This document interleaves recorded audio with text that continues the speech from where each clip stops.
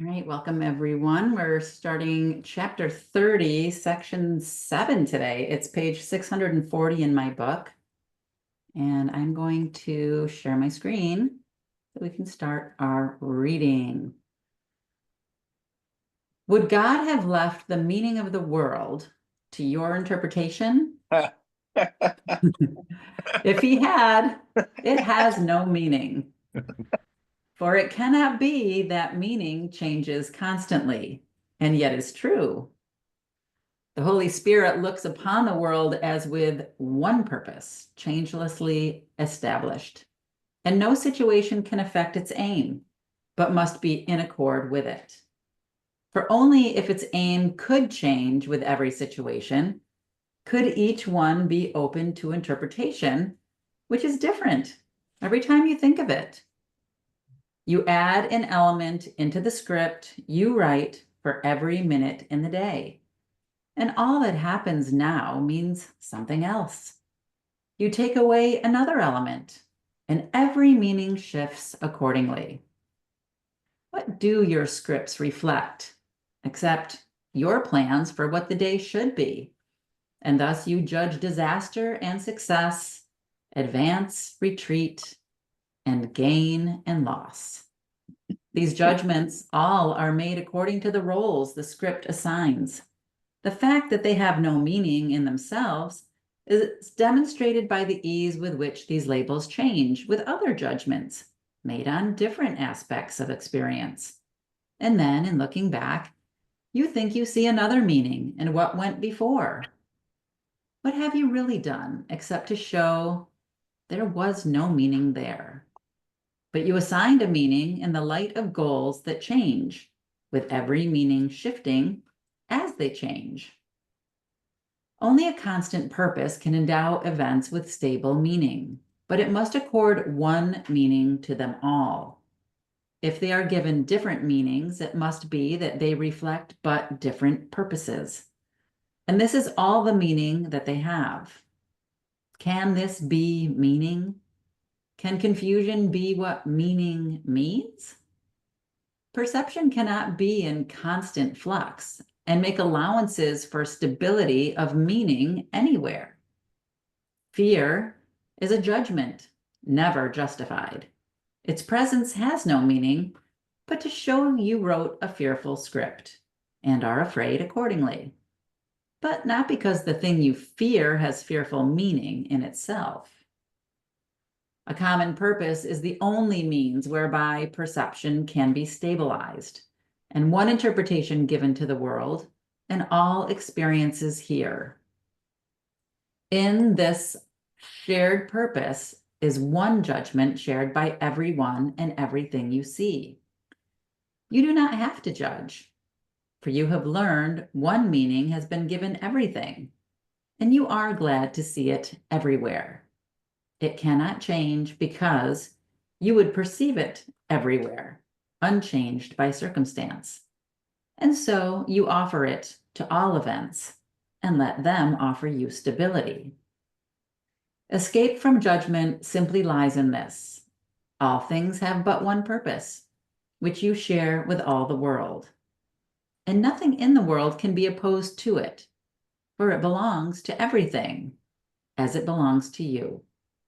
In single purpose is the end of all ideas of sacrifice, which must assume a different purpose for the one who gains and him who loses. There could be no thought of sacrifice apart from this idea. And it is this idea of different goals that makes perception shift and meaning change. In one united goal, does this become impossible? For your agreement makes interpretation stabilize and last. How can communication really be established while the symbols that are used mean different things? The Holy Spirit's goal gives one interpretation, meaningful to you and to your brother. Thus can you communicate with him and he with you in symbols that you both can understand. The sacrifice of meaning is undone. All sacrifice entails the loss of your ability to see relationships among events. And looked at separately, they have no meaning, for there is no light by which they can be seen and understood. They have no purpose, and what they are for cannot be seen. In any thought of loss, there is no meaning. No one has agreed with you on what it means. It is a part of a distorted script, which cannot be interpreted with meaning. It must be forever unintelligible. This is not communication. Your dark dreams are but the senseless, isolated scripts you write in sleep. Look not to separated dreams for meaning. Only dreams of pardon can be shared. They mean the same to both of you. Do not interpret out of solitude, for what you see means nothing. It will shift in what it stands for, and you will believe the world is an uncertain place in which you walk in danger and uncertainty. It is but your interpretations which are lacking in stability, for they are not in line with what you really are. This is a state so seemingly unsafe that fear must arise. Do not continue thus, my brother. We have one interpreter, and through his use of symbols are we joined, so that they mean the same to all of us. Our common language lets us speak to all our brothers and to understand with them. Forgiveness has been given to us all, and thus we can communicate again. And there you have it, everything we talked about pretty much in the first section. I know, totally. I'm like, okay, thank you. Yeah. Hi, Tim. Great to have you here. Hello. Yeah, Holy we are Spirit on. has to weigh in. What's that, Carl? I said the Holy Spirit has to weigh in on our conversation. I So know the Holy Spirit's like, I'm so glad you guys just talked for 20 minutes about all of this Our stuff. well, it's his turn to talk, you know. Right. our is not a possessive term in the Holy Spirit's eyes. That's true. Right. So does Good to be anybody here, want everybody. to comment on anything we just read? Hmm.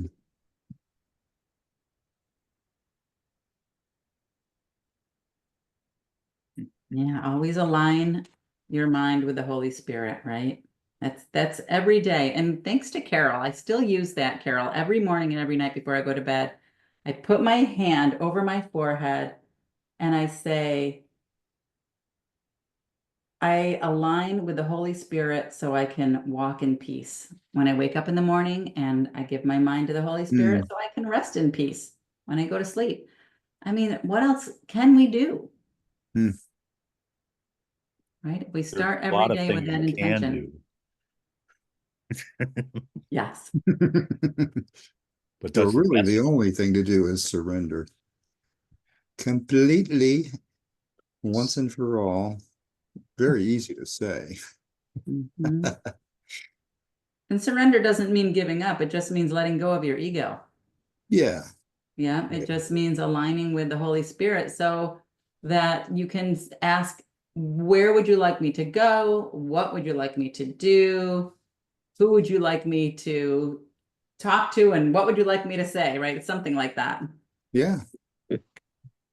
Going with the flow. We were just talking about that on an earlier group. Yeah, just to go with the flow. Yeah, that's great, Carol. Yeah. All right. Shall we continue then? Sure. Keep going. The changeless reality. Appearances deceive, but can be changed. Reality is changeless. It does not deceive at all, and if you fail to see beyond appearances, you are deceived. For everything you see will change, and yet you thought it real before, and now you think it real again. Reality is thus reduced to form and capable of change. Reality is changeless. It is this that makes it real and keeps it separate from all appearances. It must transcend all form to be itself. It cannot change. The miracle is means to demonstrate that all appearances can change because they are appearances and cannot have the changelessness reality entails. The miracle attests salvation from appearances by showing they can change. Your brother has a changelessness in him beyond appearance and deception both. It is obscured by changing views of him that you perceive as his reality. The happy dream about him takes the form of the appearance of his perfect health, his perfect freedom from all forms of lack, and safety from disaster of all kinds. The miracle is proof he is not bound by loss or suffering in any form, because it can so easily be changed. This demonstrates that if it was never real and could not stem from his reality, that it was never real and could not stem from his reality. For that is changeless and has no effects that anything in heaven or on earth could ever alter. But appearances are shown to be unreal because they change. What is temptation but a wish to make illusions real? It does not seem to be the wish that no reality be so. Yet it is an assertion that some forms of idols have a powerful appeal that makes them harder to resist than those you would not want to have reality. Temptation, then, is nothing more than this. A prayer, the miracle, touch not some dreams, but keep their unreality obscure and give to them reality instead. And heaven gives no answer to the prayer, nor can a miracle be given you to heal appearances you do not like. You have established limits. What you ask is given you, but not of God who knows no limits. You have limited yourself. Reality is changeless. Miracles but show what you have interposed between reality and your awareness is unreal and does not interfere at all. The cost of the belief there must be some appearances beyond the hope of change is that the miracle cannot come forth from you consistently, for you have asked it to be withheld from power to heal all dreams. There is no miracle you cannot have when you desire healing, but there is no miracle that can be given you unless you want it.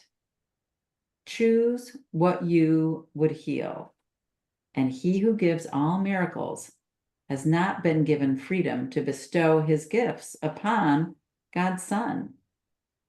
When he is tempted, he denies reality, and he becomes the willing slave of what he chose instead. Mm. Because reality is changeless, is a miracle already there to heal all things that change and offer them to you to see in happy form, devoid of fear. It will be given you to look upon your brother thus, but not while you would have it otherwise in some respects. For this but means you would not have him healed and whole. The Christ in him is perfect. Is it this that you would look upon? Then let there be no dreams about him that you would prefer to seeing this.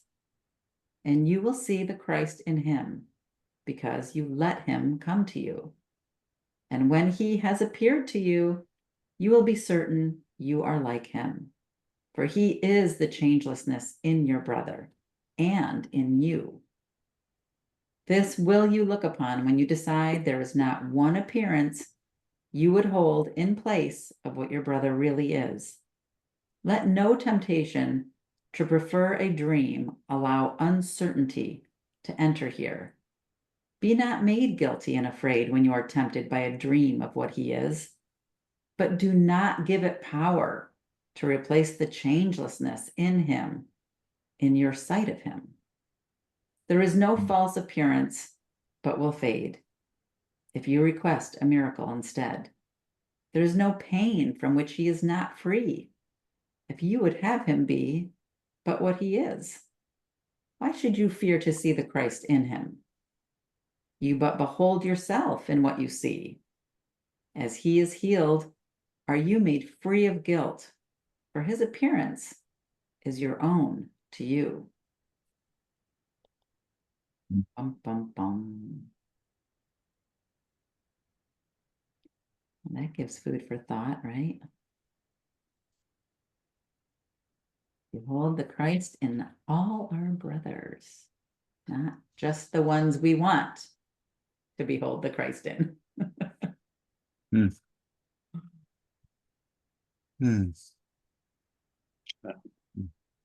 You know, I I mean, was, it just begs the question, are abusers capable of being in this realm?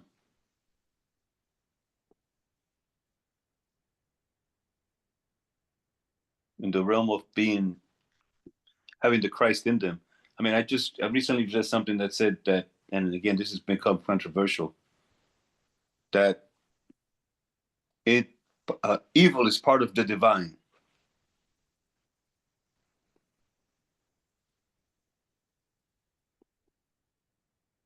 Not in this book, but another book. You have to define evil, though.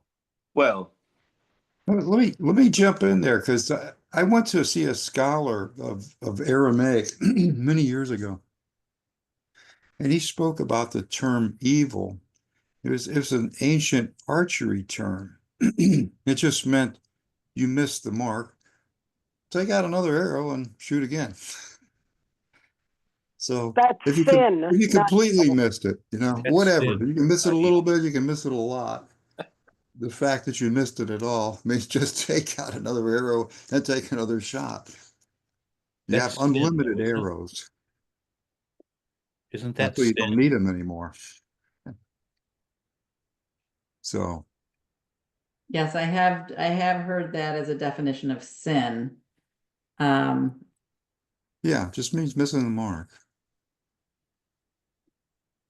So I was also thinking about the changeless reality when I first started reading this, and again, I'm going to go back to these telepathy tapes because they're so amazing. And they talk about that these bodies, right, that we have are like cell phones. That's all, right?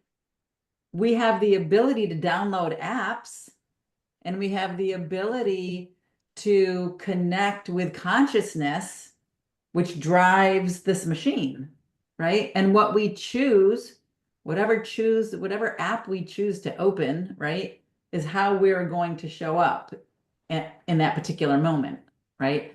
So if we realize that this stream of consciousness that is eternal, right, that never ends, never dies, it's part of our collective consciousness, part of that one mind of God. And in reality, if that is what we truly are, then these bodies really are meaningless, right? It's no different than having to get a new cell phone when the old cell phone's not working anymore, Mhm. right? Because we're just downloading the collective consciousness, and we're using that information in a way that serves us at the moment, right? But I do believe that, when we align with that place of love or God, then we do facilitate miracles, right? In whatever way. And we can also download viruses, right? That damage the body and damage other bodies, right? It just is a choice, again, of what are we aligning with? Are we aligning with love or fear? Yeah. Hmm.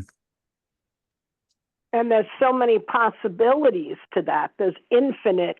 We haven't quite reached the point of having infinite apps, but basically, we don't choose all of them all at once, for sure. But we have the opportunity to choose and then close various ones that we explored and found that they don't quite fit us now. Maybe in the past when we downloaded it, We had a use for it. Now it can just sit on the shelf and wait for us to either choose it again or never more. That's all our choice. And so even that whole thing going back to evil, first of all, it's your definition. What is evil? That's a judgment. It's just another experience. You can choose to not have that experience, and therefore you let evil be, or whatever word you want to use, let that experience be for others to explore. You may have outgrown that experience or never were interested in it in the first place, but you don't have to judge it and push it away. Just, not choose it for yourself. When you're more in line with peace, you will choose experiences that continue to expand that state of peace, which expands into love, rather than choosing things that close you down. But that's all up to each person. Right. So my original question again is, will there be some people that never be able to let go of their abuse? And if, then that Christ goes with them without it being experienced. I don't know. Because, in some, I was listening, I was watching this particular thing about an abuser who's in jail. And he wanted to be executed because he was saying that he will never change. It was quite the revealing thing. That this last sentence, that's what it made me think of. Okay, so there are people that will never change. That's all. I'm just throwing that question out there. I mean, I don't know. Yeah. And I think too, so many times we get so wrapped up in the stories, right? And the stories that we hear about other people. Right. And when we get wrapped up in those stories of good and evil, that's where we forget who we are. Because all of a sudden now we have an opinion, we have a judgment, we're formulating an opinion, we're formulating a judgment, instead of really focusing on who am I and what am I, and coming from that place of at one-ment. Right? So we're trying to answer a question after we've already aligned with the ego, which we know we're never going to have an answer that's going to be satisfying, because it's always going to be an answer based in fear. Until we can ask the question in alignment with love, there won't be an answer that is true. And I don't know if you could ask that question in alignment with love, because love would tell you that there is no other. Love would tell you that you and the Christ in your brother is the same as the Christ in you. So I'm not sure that could be answered from being in alignment with God, the one mind of God, or love. I was just looking through A Course in Miracles for the answer to the evil question. And I'm looking at lesson 66, paragraph 6 says, the first premise is that God gives you only happiness. This could be false, of course, but in order to be false, it is necessary to define God as something he is not. Love cannot give evil. And what is not happiness is evil. God cannot give what he does not have, and he cannot have what he is not. Unless God gives you only happiness, he must be evil. And it is this definition of him you are believing if you do not accept the first premise. Mm.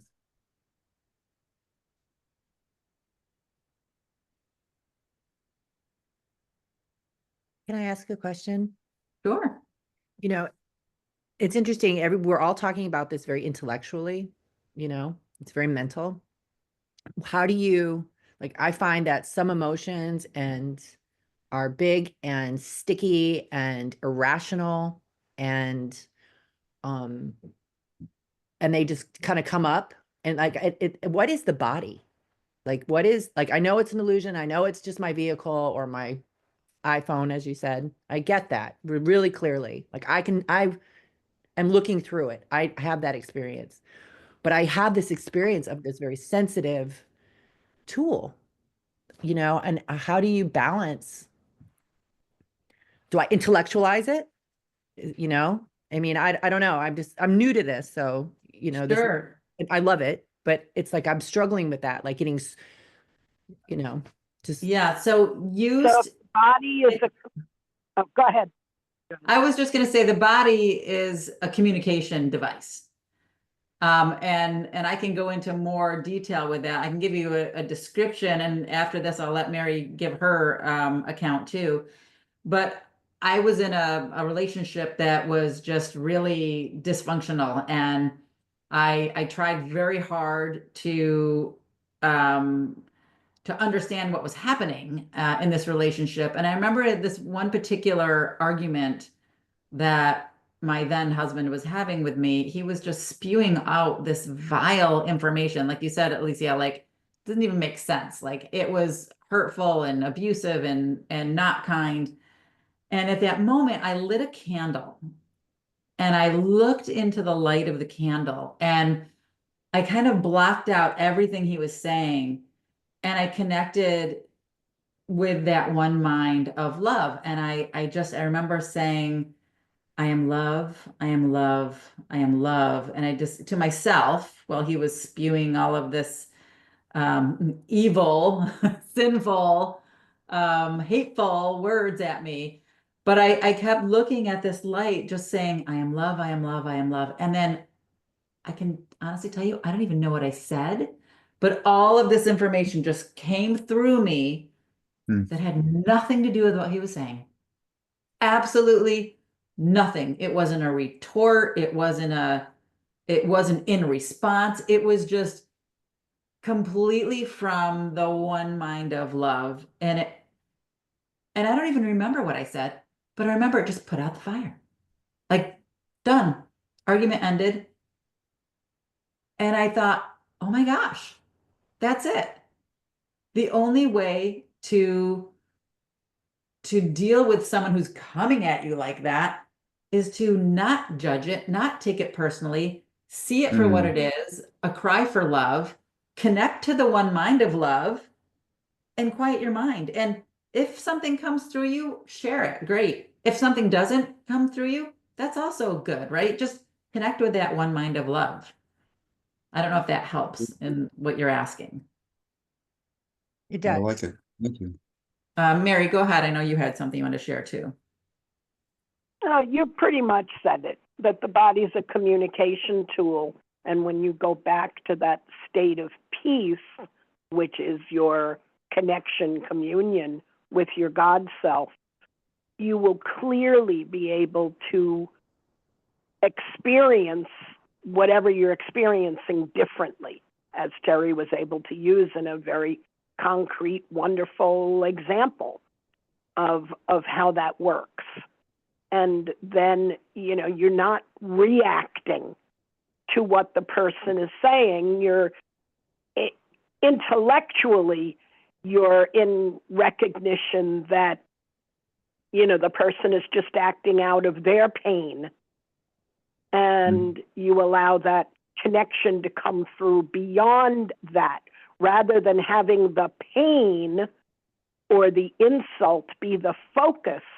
You've shifted your focus back to communion, and then love flows through All right, in one form or another, even if that love is just not to focus on the attack.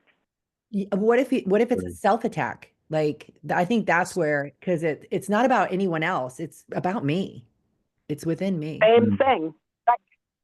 Remembering who you truly are and all of the experiences that you have had, be grateful for them because they've brought you to the place where you are now. Yeah. So it's forgive, allow, give yourself a hug, give that immature self a hug and a kiss, and acknowledge that it brought you to where you are now. You wouldn't be here without it. So it's, not resenting it, including it, allowing it, and it will give you more tools to present and move you forward. So basically, whenever I'm having like these storms, I'm more afraid of something happening outside of my control. You know what I mean? Or like I don't see coming. That's like the weird thing. And it's like, it's so irrational. And I don't tell anybody, I don't talk about it, but I'll shake with it. You know what I mean? And what I'm hearing from you, both of you, is that's my call to sit down, realign with myself. And through that, I will see the switch and it will support this where I'm at in this evolution of these studies. Like, like what Terry said about looking into the flame, realigning, trusting, and then just watching, you know, um, that's really exciting. Yeah, So and yeah. just know, like you have approximately 60,000 thoughts a day. Wow. And A Course in Miracles says, be vigilant of mind wandering, Yeah. because every single thought you have is a choice. Am I going to align with fear or love? And it's a practice. It's really like going to the gym, right? And once you get used to being in that practice and you get used to being vigilant of your thoughts and your mind wandering, then it almost becomes a challenge like, ooh, I see a red flag. What am I going to do now? Am I going to stop and acknowledge it and then pivot and align with love? Or am I going to dig in and, really engage in my fear and let's see where that brings me? And then you'll come out of it and be like, well, I just wasted 3 days being in my head and angry, right? Where I could That's have had 3 days exactly. of happiness. Yeah, and when it happens, it's never as bad as I think. And I know this. It's just like, thank you. That was just really helpful. And that's a really inspiring clarity for me. Then I get to play with God and be like, oh, well, I'm off, I'm not coming from God. This is my chance to recenter, and let go. So Yeah. thank you. And there's also tools that can help you, like optimizing your environment, optimizing your mind, be conscious of what you're watching, what you're paying attention to. Yeah. Get outside in nature. Listen to high frequency music, which could be like sound baths or meditation music or mantras or chanting. I mean, there's so many great tools. I love that. So, in other words, you turn inward to forgive yourself for feeling that you are a victim. Yeah. Yeah. And it is a victim and and I've used it to stay safe most of my life. I'm really sensitive. So but sometimes I can't tell the shadows from true inspiration. And I didn't have this, I didn't understand before, but now it's like all these old patterns. And maybe it's just because I've come through the first 50 lessons and and now I'm reviewing them, right? Mm-hmm. It's like the honeymoon phase is kind of like over a little bit. It's like now I got to really dig in. And so it kind of feels, or it's what I'm hearing in the back of my mind. And so this is all very timely. And I'm writing down what you say. So I appreciate it. I appreciate you guys taking the time out. And I'm Great. really excited and want to say congratulations and thank you for bringing these examples to the group. And also thank you for saying like, wow, that sounded really intellectual, but I want, the other side of it, because that really shows me that you're really there. You're really, because many of us study it and intellectualize it, but that's not living it. It's not being it. It's maybe the tip of that. And for some, and I include myself in that, had to explore the intellectual logic of it, if you will, before we decided to really go for it. But the going for it is that heart-centered or intuitive part of connecting the heart, mind, and soul all together, communing together, is that state of peace. Yeah. So congratulations. And I would be happy personally, and I'm sure others would too, to talk with you outside of the group. Oh, I would appreciate that. That would be amazing. I feel like I'm kind of in a silo except for this class. Like nobody around me. You can't really bring. I've tried a few times and people like get a little scared looking. I'm like, you don't understand. Like I don't know how because the language is so thick with Get you know. get used to that look. But I just feel so delighted. Like I won the lottery. You know, it's like okay. Well, I'm just gonna radiate at you. I see you in there, God. Me. You know, it's so fun. Yeah, it's unlimited. The book Yeah. that I'm reading in the book of almost every chapter says that the logical mind is not reliable. Ah. Yeah. Well, And Mary's phone number is in her under her area there, whether you see the telephone and her name Mary, that's her phone number before her name. So if you want to reach out to her, that's her number. She's offered that to the group many times, and you've where got is my it? email. Oh, participants. Can you? What's that? Oh, I see it. Okay. Yes, You you see see it? her name, her phone number. Yeah. Mary, I'm gonna write that down. Yeah, Cool. she's offered that to the group. Thank you. Mhm. It'd be good just to be able to discuss and talk and have Yeah. community. Okay, guys, we're headed into chapter 31. Can I ask a question totally out of the present conversation? Sure. This is the second time you've brought up the telepathy tapes. And last time you Mm. did afterwards, I tried looking it up and all I could find was a podcast. Is that what It is a podcast. Okay, it's not a Yes. book. No, Okay. and it's a 10 series, Mhm. 10 episode Yeah. podcast in the first series. Yeah, I found that, but I wasn't sure if it was what you were referring to because I was looking for. Yes, Okay, it cool. is. All right. It is. All right, I have a question too, just completely unrelated. From my very first time I came to this call, I think this is like like a month ago or something. You guys were talking about Bringers of the Dawn. There's a book that I remember hearing it, so I bought it. Is it worth a read or should I just wait? I got it, so I can read it later, but I was just wondering. I've read it. I can't remember what it is, I but I It's have read it. Pleiadians. that's the book that we're reading in the book club. Oh, that's right. That's right. That's the book. That's the book Yeah. we're reading now. Yes. Is So it, excited for that book. Ernesto loves it. you love it? Is that what you said? You love it? No, she says I love it. Oh, okay. Ernesto loves it. Oh, okay. Got you. All right. Oh, I got it. Just curious, but I wasn't sure. Like if that was like, I'm like, this is not a Course in Miracles part. Well, You know, it's it- funny. The first time I started looking into spirituality and I was searching for answers and searching for the truth, somebody gave me a book by Ruth Montgomery, and it changed the way I look. And what she said in one of her books that because I've read several of her books now, she said books choose you. So if you are going to a library or going to, a bookstore or wherever, just kind of intuitively, because you said you're a bit intuitive too, right, Alicia? Yes. Yeah. Yeah. And see which books are calling for you, because everybody has their own path, and you'll find that the books that will be resonating with your path will just be like, read me next. They'll Okay. call out to you. yeah. I'm actually reading Blatsky on the Golden Precepts, which is this 1889 book. Oh, on- that's great. yeah, I just started that. It's beautifully written, but it's heady. Batsky.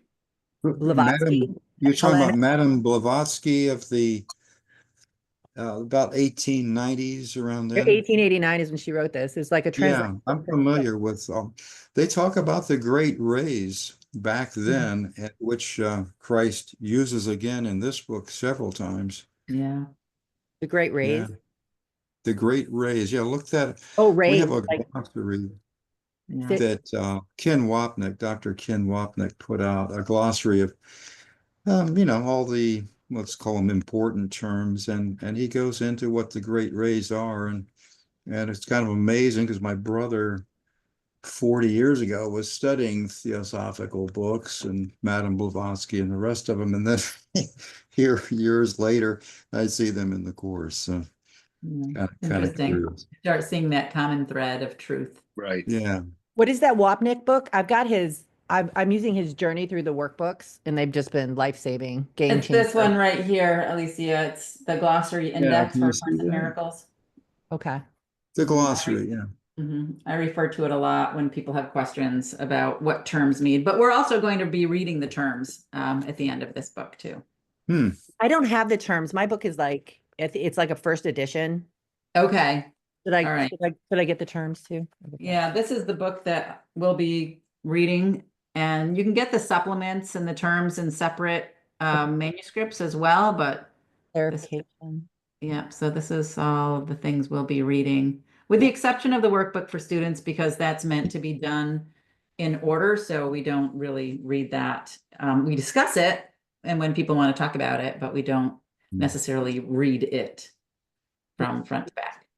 All right, let's dive into chapter 31, guys. This is it, right? This is the what was the final name of the- vision.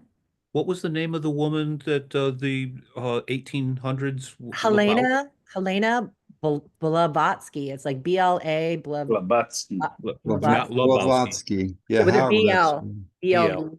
Yeah, Blavatsky. And it was like 1889, and the book is I think it's called the Voice of Silence. Interesting. And there was also, besides that, and I don't know if it was her, I'm trying to remember these books. I think it was the treatise on cosmic fire. All these. Got it. Woo-woo. I mean, you just probably Google that stuff. Yeah, and the emerald tablets, you'll find a lot of information under that as well. And I'm trying to think of the other name. If I do, I'll jump back in. You know, there was Isis unveiled, the land of the gods. Cool. I right. have Land of the So Gods. the other thing is, I was just gonna say it's a yeah, fiction. go ahead. I think Land of the Gods was like it was like a fiction she wrote, but based on real truth that she couldn't say, so she made it a fiction. That's my understanding, but I haven't read it though. Does anyone have a suggestion of the best one to get by her? Yeah. The one that resonates with you. There you go. Voice of the Silence is really thin, and it's translated from ancient, like an old Tibetan Buddhism, and it's interesting. It's beautifully written. Cool. Okay, we're going to try to read this first section of chapter 31. I'm going to bring it back again, guys. No, we're not going to let you. I know this is good information, though. I love Good the luck. sharing. I Good really luck. do. Okay. All right. Into the final vision. Wow, it's amazing we're here already. How simple is salvation? All it says is what was never true is not true now and never will be. The impossible has not occurred and can have no effects. And that is all. Can this be hard to learn by anyone who wants it to be true? Only unwillingness to learn it could make such an easy lesson difficult. How hard is it to see that what is false cannot be true, and what is true cannot be false? You can no longer say that you perceive no differences in false and true. You've been told exactly how to tell one from the other, and just what to do if you become confused. Why then do you persist in learning not such simple things? Well, there's a reason. But confuse it not with difficulty in the simple things salvation asks you learn. It teaches but the very obvious. It merely goes from one apparent lesson to the next, in easy steps that lead you gently from one to another, with no strain at all. This cannot be confusing, yet you are confused. For somehow you believe that what is totally confused is easier to learn and understand. What you have taught yourself is such a giant learning feat. It is indeed incredible. But you accomplished it because you wanted to and did not pause in diligence to judge it hard to learn or too complex to grasp.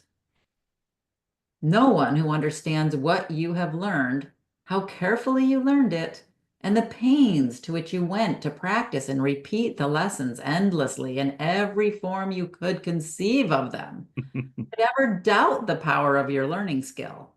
There is no greater power in the world. The world was made by it, and even now depends on nothing less, nothing else. The lessons you have taught yourself have been so overlearned and fixed, they rise like heavy curtains to obscure the simple and the obvious.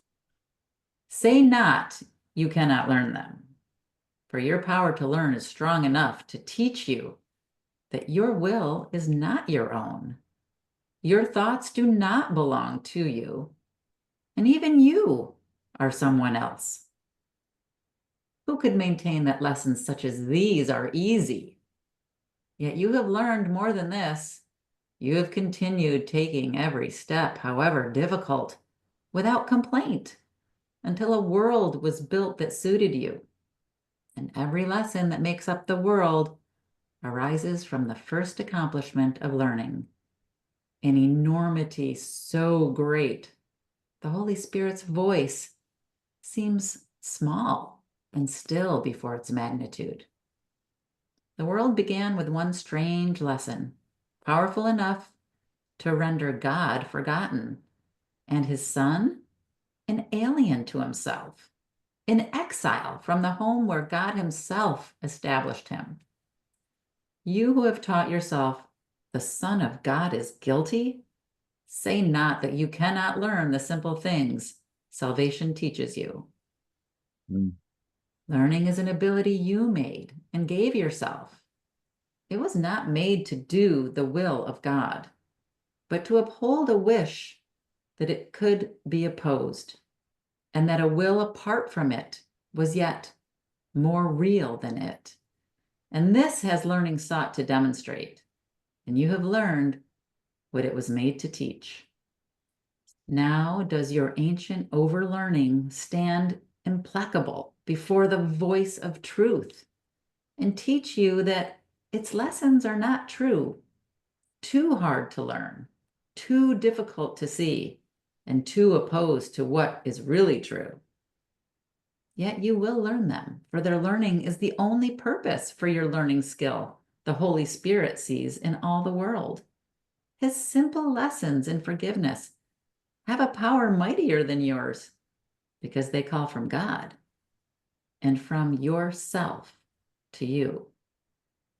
Is this a little voice so small and still it cannot rise above the senseless noise of sounds that have no meaning? God willed not his Son forget him, and the power of his will is in the voice that speaks for him. Which lesson will you learn? What outcome is inevitable, sure as God, and far beyond all doubt and question? Can it be your little learning, strange in outcome and incredible in difficulty, will withstand the simple lessons being taught to you in every moment of each day since time began and learning had been made? The lessons to be learned are only two. Each has its outcome in a different world, and each world follows surely from its source. The certain outcome of the lesson that God's Son is guilty is the world you see. It is a world of terror and despair, nor is there hope of happiness in it. There is no plan for safety you can make that ever will succeed. There is no joy that you can seek for here and hope to find. Yet this is not the only outcome which your learning can produce. However much you have overlearned your chosen task, the lesson that reflects the love of God is stronger still. And you will learn God's Son is innocent and see another world. The outcome of the lesson that God's Son is guiltless is a world in which there is no fear, and everything is lit with hope and sparkles with a gentle friendliness. Nothing but calls to you in soft appeal to be your friend and let it join with you.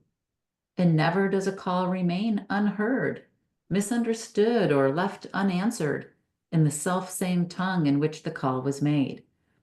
And you will understand it was this call that everyone and everything within the world has always made, but you had not perceived it as it was.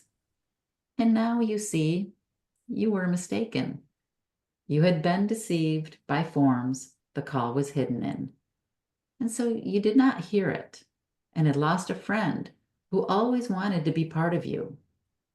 The soft, eternal calling of each part of God's creation to the whole is heard throughout the world, the second lesson brings. There is no living thing that does not share the universal will that it be whole, and that you do not leave its call unheard. Without your answer, is it left to die? As it is saved from death when you have heard its calling as the ancient call to life, and understood that it is but your own. The Christ in you remembers God with all the certainty with which he knows his love. But only if his Son is innocent can he be love. For God were fear indeed if he whom he created innocent could be a slave to guilt. God's perfect Son remembers his creation, but in guilt, he has forgotten what he really is. The fear of God results as surely from the lesson that his Son is guilty, as God's love must be remembered when he learns he is innocent. For hate must father fear and look upon its father as itself. How wrong are you who fail to hear the call that echoes past each seeming call to death, that sings behind each murderous attack, and pleads that love restore the dying world. You do not understand who calls to you beyond each form of hate, each call to war. Yet you will recognize him as you give him answer in the language that he calls. He will appear when you have answered him, and you will know in him that God is love. What is temptation but a wish to make the wrong decision on what you would learn and have an outcome that you do not want? It is the recognition that it is a state of mind unwanted that becomes the means whereby the choice is reassessed, another outcome seen to be preferred. You are deceived if you believe you want disaster and disunity and pain. Hear not the call for this within yourself, but listen rather to the deeper call beyond it that appeals for peace and joy, and all the world will give you joy and peace. For as you hear, you answer, and behold, your answer is the proof of what you learned. Its outcome is the world you look upon. Let us be still an instant and forget all things we ever learned, all thoughts we had, and every preconception that we hold of what things mean and what their purpose is. Let us remember not our own ideas of what the world is for. We do not know. Let every image held of everyone be loosened from our minds and swept away. Be innocent of judgment, unaware of any thoughts of evil or of good that ever crossed your mind of anyone. Now do you know him not? But you are free to learn of him, and learn of him anew, born again to you, and you are born again to him, without the past that sentenced him to die, and you with him. Now is he free to live as you are free, because an ancient learning passed away and left a place for truth to be reborn. Ah, what a great way to end this session. So beautiful. Yeah, that's beautiful. Absolutely beautiful. I feel like A Course in Miracles says this over and over and over again, in hundreds of ways, right? Thank You goodness. can just read Mm. that one section. Yeah. We ended at the exact same place on the last time we were going through this. in Oh, interesting. 23. Yeah. Interesting. Yeah, Alicia, so just so you know, the first time I read A Course in Miracles, I was so excited. And I was like, oh my gosh, this is great. I have so much great information. And now I'm going to go create this great life, happy life. And I put the book away thinking it's a book. I read a book, right?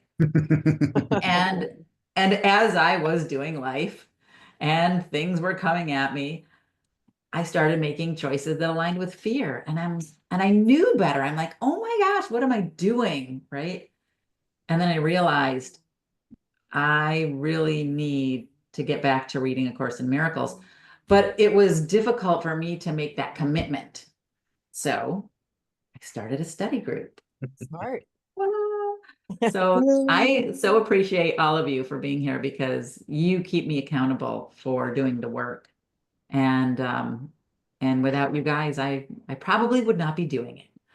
Mm. So I appreciate all of you so much more than you know, and I love being here with all of you. Can feel it. Wow, this Thank is you. 15 years now. 15 I was years. you in 10. Oh, and I've been doing it for 32. So half their time. Yeah. Carl, you've been in this group for 10 years? 15. 15 in this group? Well, it started in Binghamton, New York. In person. Yeah, in Oh, person. really? And Mhm. not constantly, but for the most part, every time I can. Amazing. You guys, you have no idea. Like, I was a little hesitant to come today.